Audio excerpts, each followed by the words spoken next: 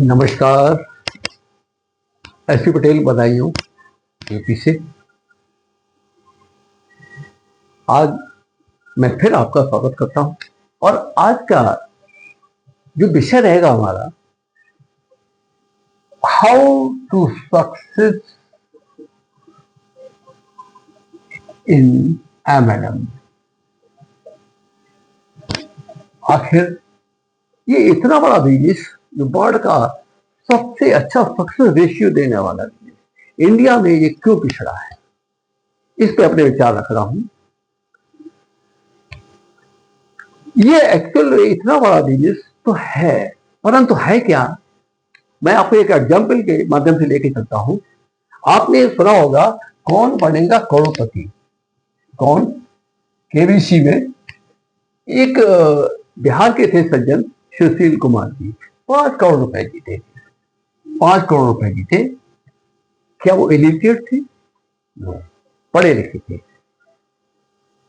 तभी तो क्वेश्चनों के आंसर दे पाए और क्वेश्चन को आंसर दे करके 5 करोड़ रुपए जीत पाए।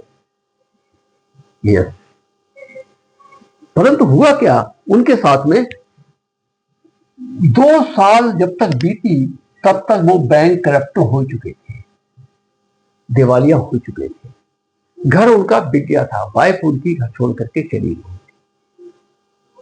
क्या वो 5 करोड़ रुपया मिलने से पहले सही थे या 5 करोड़ मिलने के बाद सही थे? अब आप कहोगे कि रुपया मिलना क्या किसी को गलत है? नहीं, ये गलत नहीं है, मिलना चाहिए, सबको मिलना चाहिए, बहुत बड़ी खुशियां मिलती हैं। बात यहां आती है कि हम ये मैनेज क्यों नहीं कर पाए। अगर इस गुत्थी को समझ गए तो बहुत कुछ समझ जाओगे कि एमएलएम के साथ में इस इंडिया के अंदर क्या होगा। एक्चुअल में जो सज्जन थे जिनको 5 करोड़ रुपए मिले, वो एकेडमिक एजुकेशन लिए हुए थे। एकेडमिक एजुकेशन मीन उन्होंने वो एजुकेशन ली थी जिससे कि नौकरी कैसे की जाए, जनरल नॉलेज कैसे पढ़ाई जाए अच्छी, कि किस सब्जेक्ट में क्या क्या नॉलेज होती है, वो सब नॉलेज उनको थी, बहुत डीप नॉलेज थी। अच्छी नॉलेज होने के बावजूद तभी तो यहां तक पहुंचे थे। परंतु क्या इनको इकोनॉमिकल नॉलेज थी? इकोनॉमिकल नॉलेज थी? नो, नहीं थी। ये नॉलेज थी। इकोनॉमिकल नॉलेज क्या होता है? How to earn money, how to manage money. Yes, हम इंडिया के जो बहुत सारे लोग, मैं समझता हूं 1 लाख पर मंथ, उससे ऊपर कमाने वाले लोग कितने होंगे? मुश्किल से 7 या 8%। इससे ऊपर होंगे क्या? नहीं होंगे। इसका मतलब क्या हुआ? 92% से लेकर के 93% तक हम लोग वो हैं जो 1 लाख पर मंथ उससे नीचे की कमाई कर रहे हैं। यस, अगर ये इतने के नीचे की अगर हम कमाई कर रहे हैं तो इसका मतलब सोच हमारी कहां पर है? यहीं पर है। क्योंकि हमने स्कूल, कॉलेज या यूनिवर्सिटियों से हमने क्या सीखा है? हमने सीखा है नौकरी कैसे करना है, किस प्रकार की नौकरी के लिए क्या क्वालिफिकेशन चाहिए, वगैरह वगैरह, किस सब्जेक्ट में क्या नॉलेज, किस सब्जेक्ट में क्या नॉलेज, वही हमने सीखा है और सर्विस करना हमने, वो हमारा एटीट्यूड बन गया। हमारे सोशल ने क्या सिखाया? स्कूल, कॉलेज, यूनिवर्सिटियों के साथ साथ हमारे सोशल ने हमको क्या सिखाया? वो उसने भी यही सिखाया। जब उसने ये सिखाया, उन्होंने हमें कंप्रोमाइज करना सिखाया कि बेटा नौकरी मिल जाए, कुछ कमाई हो जाए, अपना घर चलाओ और अपना पेट पालो, अपना परिवार को आगे पढ़ाओ लिखाओ और आगे ले जाओ, मकान बनाओ वगैरह वगैरह, कुछ और भी एक्स्ट्रा काम करने के लिए।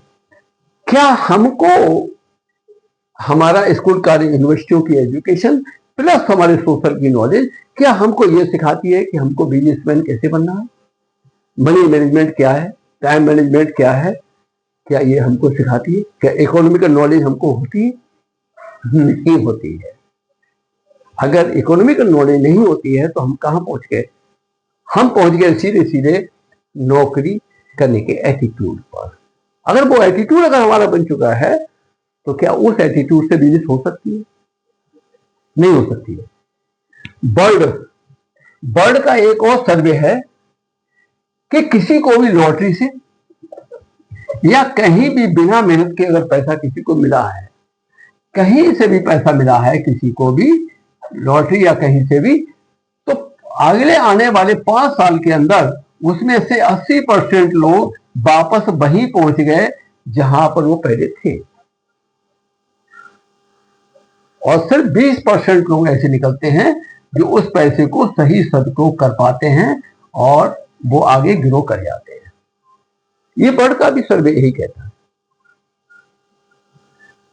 अगर बर्ड का सर्वे यही कहता है, और हमारे इंडिया की क्या पोजीशन है, आज हम ग्रो करने में, यानी कि एक अच्छा अपने आप को जनरेट करने में आज हम कहां पर हैं।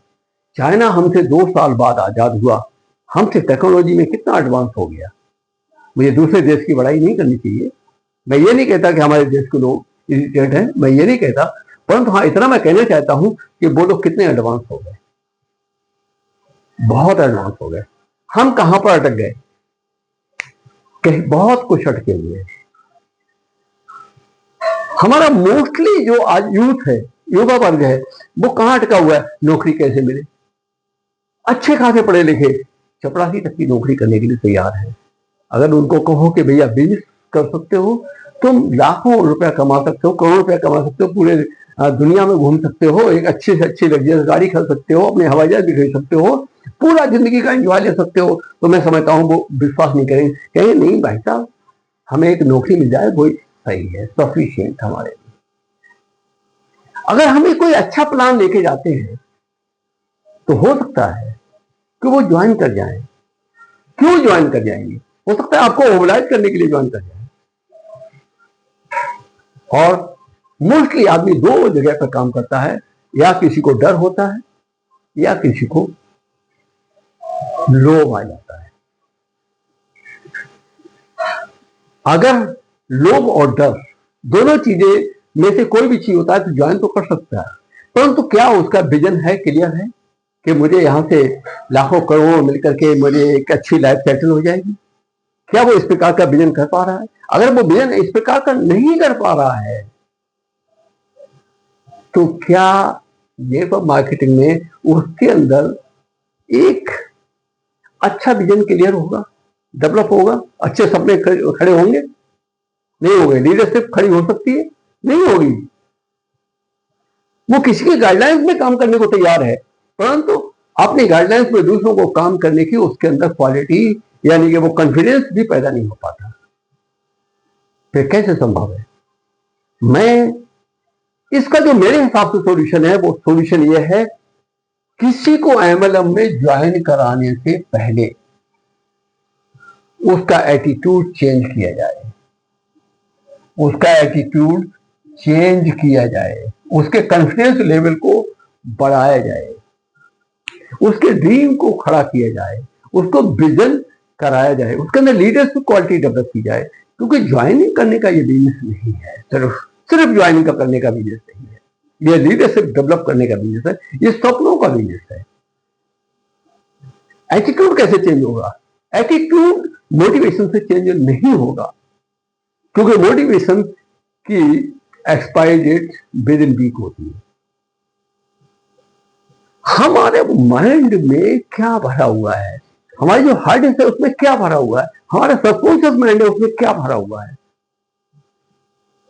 हम उसी के हिसाब से तो गवर्न हो रहे हैं, सोच रहे हैं, सपने देख रहे हैं, विजन कर रहे हैं, कॉन्फिडेंस लेवल है हमारा, सब कुछ तो उसी पर बेस्ड है। उसको हम कैसे चेंज करें? ये अगर हमने चेंज कर लिया, अपने सबकॉन्शियस माइंड की फीलिंग को चेंज कर लिया। अब आप कहेंगे सबकॉन्शियस माइंड की फीलिंग कैसे चेंज होती है? यस होती है, ये साइकोलॉजिकल विषय है, ये मोटिवेशनल विषय नहीं है, ये साइकोलॉजिकल विषय है। हाँ, अगर आपने इस पर वर्क कर लिया, ये समझना पड़ेगा आखिर माइंड की फीलिंग कैसे होती है, इसका नेचर क्या है, और फीलिंग हो गई तो ये वर्क कैसे करने लगता है, इसी पर बेस्ड होकर के ये डिसीजन कैसे लेने लगता है, ये सपने कौन से आधार पर देखता है, ये विजन कौन से आधार पर देखता है, वगैरह वगैरह सब कुछ उसी पर बेस्ड होता है। अगर उसको जब तक आप चेंज नहीं करेंगे, उसको जब तक आप चेंज नहीं करेंगे, मैं समझता हूं सक्सेस रेशियो हमारा जो आज 10% से नीचे है, मैं मानता हूं जहां तक वो शायद है इससे ऊपर बढ़ाना मुश्किल हमको पड़ जाएगा। सोशल में जो गलतफहमी हमारे एमएलएम के प्रति बनी हुई है उसको हम नहीं तोड़ पाएंगे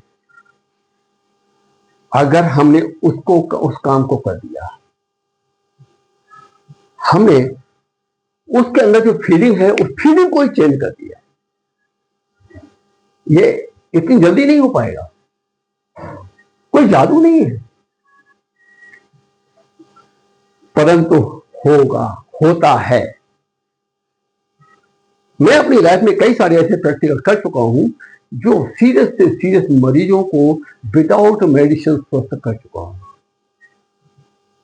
मुझे मालूम है सबकॉन्शियस माइंड में क्या भरा है, उसी पर बेस्ड होता है हमारी हेल्थ की कंडीशन, हमारी सोचने का बेस उसी पर बेस्ड होता है।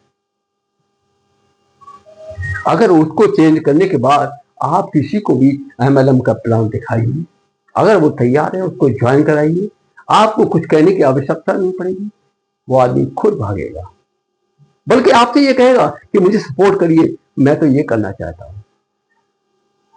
आप आइए, मेरे वर्कशॉप प्रोग्राम को अटेंड करिए, मैं वहां पर बताऊंगा कि कैसे सोच के लेवल बदले जाते हैं। ये संभव है। समय को गंवाने से अच्छा है कुछ जान लेना। निर्णय आपका है। धन्यवाद।